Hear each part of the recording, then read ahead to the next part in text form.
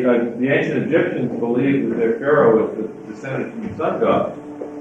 So naturally, the Egyptian civilization was under the protection of the highest god, and no bad thing could certainly befall it. And then in came these relatively rude and unwashed barbarians, the Hyksos, who conquered Egypt in a sudden blitzkrieg. And after a century or so, they were overthrown. But this is a very damaging thing to the Egyptian psyche, because how, if their pharaoh was indeed the son of the sun god, how could the country be conquered? And so the first reaction to that was to get very expansionistic and imperialistic, and they went out and conquered a huge empire outside their borders. And this was in a way an attempt to deny that they were vulnerable. And then after that, the belief system continued to erode, and the whole thing fell apart.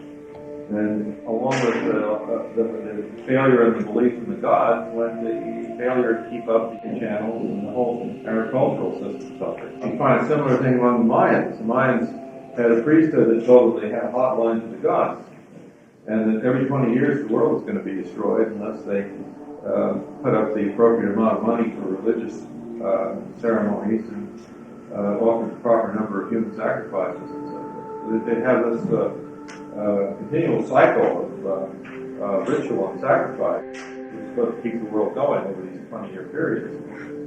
And then they also believed that the gods, as long as they did right by the gods, everything would be maintained. But then came the Toltecs, warlike people from the highlands in Mexico, and conquered them.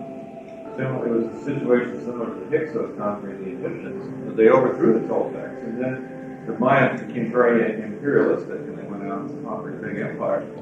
But their belief system never recovered. And so, after a period of time, various public works that their livelihood depended on were abandoned, and they were no longer willing to support the priesthood, which was the coordinating factor that kept everything running.